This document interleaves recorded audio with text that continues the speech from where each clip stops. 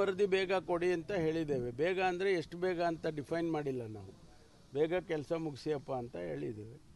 ಅದು ಅವರ ಇನ್ವೆಸ್ಟಿಗೇಷನ್ನಲ್ಲಿ ನಾವು ಹಿಂಗೆ ಮಾಡಿ ಹಾಗೆ ಮಾಡಿ ಹೇಳಕ್ಕೆ ಬರೋದಿಲ್ಲ. ಬೇಗ ಮುಗಿಸ್ಕೊಡಿ ಅಂತ ಹೇಳಿದ್ದೇವೆ.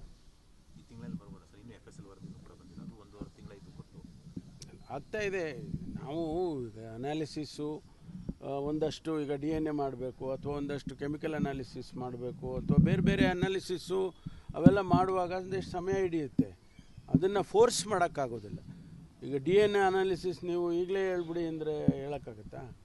ಅಥವಾ ಯಾವುದೋ ಒಂದು ವಸ್ತು ಅವರು ಸೀಸ್ ಮಾಡ್ಕೊಂಡು ತಂದಿದ್ದಾರೆ, ಅದನ್ನು ಕೆಮಿಕಲ್ ಅನಾಲಿಸಿಸ್ ಮಾಡಬೇಕು, ಅದನ್ನು ಮಧ್ಯದಲ್ಲಿ ನೀವು ಹೇಳ್ಬಿಡಿ ಅಂದರೆ ಆಗೋದಿಲ್ಲ. ಅದಕ್ಕೊಂದೆರಡು ಪ್ರೊಸೀಜರ್ಸ್ ಇರುತ್ತೆ. ಅವರು FSLನವರು ವರದಿ ಆದಷ್ಟು ಬೇಗ ಕೊಡಬೇಕು ಅಂತ ಹೇಳಿದ್ದೇವೆ. ಅಂದರೆ ಪ್ರಯಾರಿಟಿ 10 ಸ್ಯಾಂಪಲ್ ಇದ್ದರೆ ಇದನ್ನು ಮೊದಲು ತಗೊಳ್ಳಿಯಪ್ಪ ಅನ್ನಂಗೆ ಆ ಥರ ಮಾಡಿ ಕೊಡ್ತಾರೆ. ಅದೇ ವಿಚಾರವಾಗಿ BL ಸಂತೋಷ್ ಅವರು, ಹುಲಿಗೆ ರಕ್ತದ ರುಚಿ ಅಂಟ್ಬಿಟ್ಟಿದೆ, ಧರ್ಮಸ್ಥಳಕ್ಕೆ ಇದು ನಿಲ್ಲೋದಿಲ್ಲ, ಬೇರೆ ಬೇರೆ ದೇವಸ್ಥಾನಗಳಿಗೂ ಕೂಡ ಇದು ಎಕ್ಸ್ಟೆನ್ಷನ್ ಆಗುತ್ತೆ ಅನ್ನೋ ಅರ್ಥದಲ್ಲಿ ಯಾರು ಗೊತ್ತಿಲ್ಲ, ನನಗೆ ಗಮನಿಸಿಲ್ಲ. ಕೆಲವರು ಟಾರ್ಗೆಟ್ ಮಾಡಿದ್ದಾರೆ.